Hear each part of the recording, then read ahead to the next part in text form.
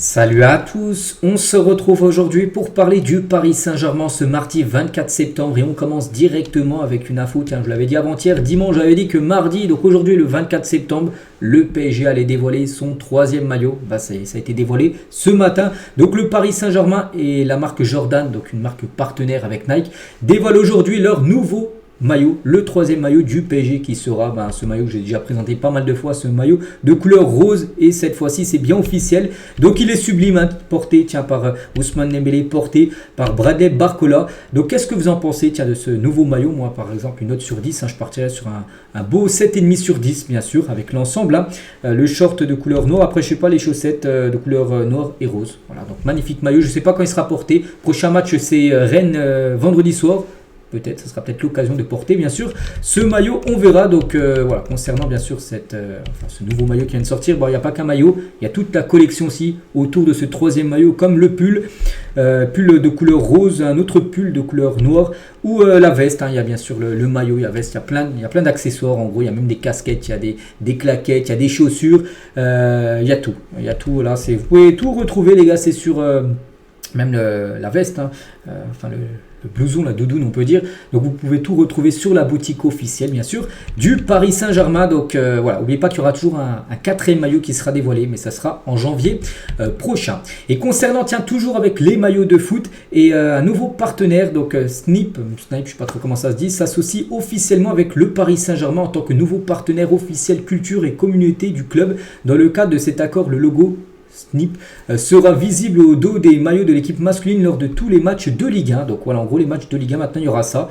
pas en Ligue des Champions mais seulement en Ligue 1. Donc par exemple Barcola on peut voir 29 avec Snipe, je sais pas comment ça se dit et je sais même pas c'est quoi, peut-être en gros c'est l'acteur mondial de sneakers et de streetwear, s'associe, je connais pas la marque, voilà, je cache pas, peut-être qu'il y en a, elle est connue, j'en sais rien, mais je la connais pas, mais je sais juste que c'est un nouveau partenaire pour le PSG et du coup ça fait de nouveau une rentrée d'argent dans les caisses du club, et c'est vrai qu'il est gros quand même, le Snipe, on voit bien Barcola tout ça, mais c'est aussi gros que le nom du joueur tout simplement. Et pour le PDG de Snipe, il a dit c'est le plus grand partenariat de l'histoire de leur marque, et j'en suis très fier. Donc voilà ce qu'il y a à dire sur les maillots en ce début d'épisode. Donc bref, maintenant on passe sur le plan sportif, tout ça. Donc le programme, donc aujourd'hui on est le 24, donc prochain match, ça sera contre Rennes, ça sera vendredi soir 21h bien sûr. Puis Arsenal c'est dans une semaine jour pour jour. On est mardi, ça sera mardi prochain le déplacement, c'est pour ça que le match contre Rennes se joue le vendredi pour avoir quelques jours de repos bien sûr avant ce match très compliqué. Du côté des Gunners, mardi prochain, et après il y aura un déplacement à Nice, puis après ça sera la trêve internationale. Concernant une très bonne nouvelle, c'est celle-là, c'est le retour de Donnarumma qui a loupé les derniers matchs. Il a loupé le match contre Reims, il a loupé le match contre Gérone, c'est Safonov qui a gaulé. Et aujourd'hui, il est de retour à l'entraînement. Donc ça veut peut-être dire qu'il pourrait être présent pour le match contre Rennes vendredi et surtout être présent pour le match semaine prochaine en Ligue des Champions contre Arsenal. Parce que même s'il y a Safonov, c'est bien, c'est le nouveau gardien, tout ça. Je préfère quand même Donnarumma. Et voilà, le revoir à l'entraînement, ça fait bien sûr plaisir. On va parler d'Achraf Hakimi. Le PSG travaille pour une prolongation d'Hakimi. Les discussions ont déjà commencé avec le Marocain qui est considéré comme un joueur clé du projet du club de la capitale sur le long terme d'après Fabrizio Romano. Donc lui son contrat actuellement c'est jusqu'en 2026, il lui reste encore 2 ans de contrat, mais le PSG prépare déjà l'avenir, le futur avec Hakimi, et en gros ils aimeraient le prolonger, je sais pas, jusqu'en 2027, 2028, peut-être un nouveau contrat de 2 ans pour aller jusqu'en 2028. Donc voilà, si le joueur est ok, ça pourrait se faire très rapidement. Et en parlant, vu qu'on parlait d'Hakimi, on revient un an jour pour jour en arrière parce que c'était le 24 septembre 2023 et il nous marquait ce sublime but en plus lors d'un classique PSG-OM où le PSG avait écrasé quand même l'OM à 4-0 et il marquait ce magnifique coup franc pleine lucarne d'Achraf Hakimi. Donc très bon tireur de coup franc. Bon, des fois c'est comme ça, puis des fois il les loupe totalement comme contre Girona. Il avait envoyé un coup franc à 30 mètres au-dessus des buts du gardien espagnol.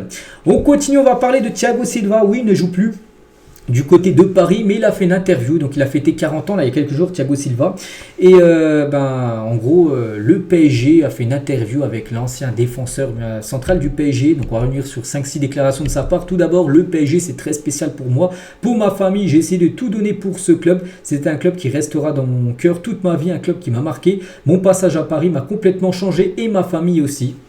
déjà, il met les bases. Hein, c'est un club vraiment qui l'a marqué, bien sûr, dans sa carrière de footballeur. Il a dit, je regarde tous les matchs dès que j'en ai l'opportunité. Et c'est étrange, hein, parce qu'à chaque fois que je regarde le PSG, j'ai l'impression d'être encore au club. Je pense que c'est parce que je m'étais identifié à Paris et que ça fait partie de moi. Voilà encore.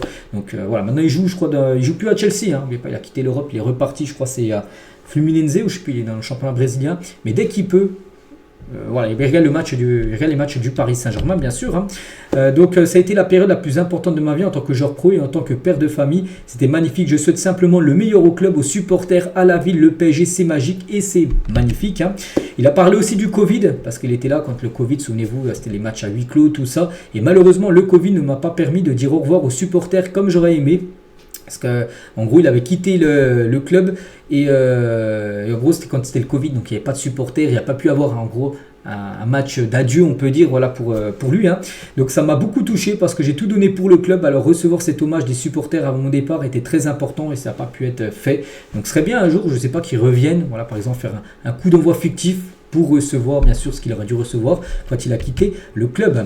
Donc tiens, il a une anecdote, hein. Donc j'ai d'ailleurs une anecdote avec Zlatan. Il m'appelle: Thiago, c'est vrai que tu vas signer au PSG? C'est Zlatan qui lui dit ça.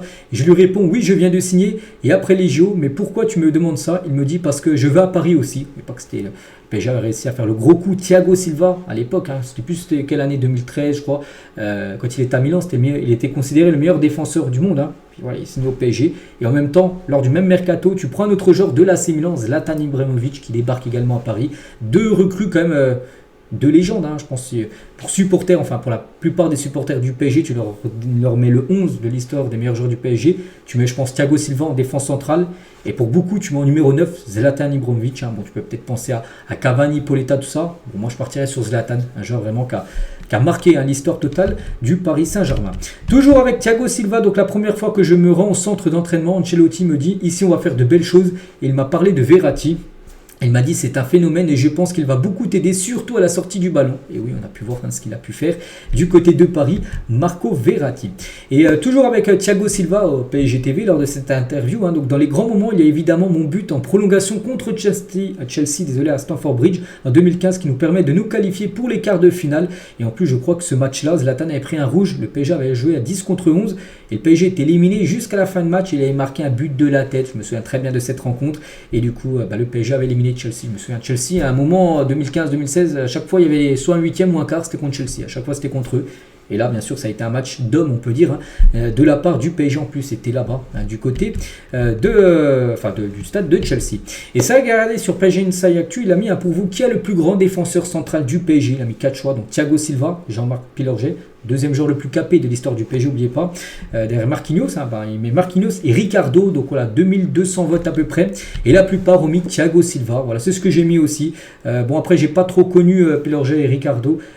Marquinhos, bien sûr, hein, mais voilà, hein, je pars quand même sur Thiago Silva. Voilà, parce que faire Thiago Silva à l'époque, hein, considéré comme le plus grand, enfin le meilleur défenseur du monde, le faire venir, et ce qu'il a apporté au PSG, je pense que c'est pour moi le plus grand défenseur central de l'histoire du PSG. Enfin, voilà, chacun son point de vue. On continue, tiens, on va parler de Didier Deschamps. Donc c'est le sélectionneur de l'équipe de France, mais il annoncera sa nouvelle liste jeudi prochain. Donc l'après-demain, il va dévoiler sa liste des joueurs français retenus pour les 2 prochains matchs. Il y aura un match contre Israël et contre la Belgique.